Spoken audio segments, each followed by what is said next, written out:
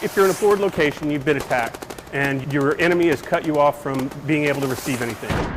So every day, the discoveries and inventions by the engineers and scientists of the Air Force Civil Engineer Laboratory at Tyndall Air Force Base ensure self-supporting resources that lead to enhanced safety and increased war-winning resiliency for the warfighter. We develop new materials based on their needs, and we work very closely with the warfighter directly. It's energy, fire, emergency management, and then when we develop something new, we push that out to our test ranges. Like an advanced new formula for crater repair backfill. Expeditionary airfield damage repair. That means to be able to do basically more with less, to where we don't have to haul as much materials in. It's 80 to 90% indigenous, meaning we use the stuff that's already there to repair our runways. A former division of the Air Force Research Laboratory, or AFRL, the CE Lab has been its own entity since 2013. It's equipped and abuzz with all sorts of cutting-edge technologies like 3D printing machines, which are currently being introduced to the warfighter in the field.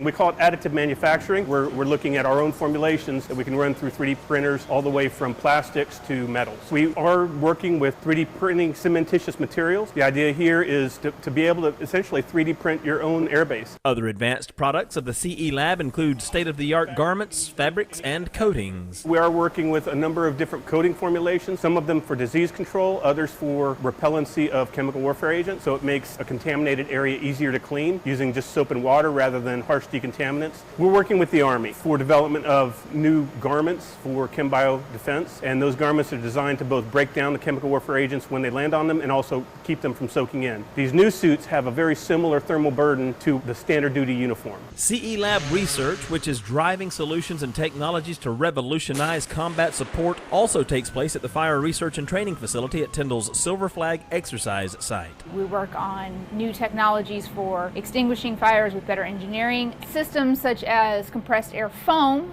which is a more efficient way of delivering any foam, whether it's the current AFFF or future foam. We're also potentially looking into water mist systems for hangars. The Civil Engineering Lab, which falls under the Civil Engineering Capabilities Requirements, Research and Development and Acquisition Division, is the DoD's lab for research and development of aircraft rescue and firefighting.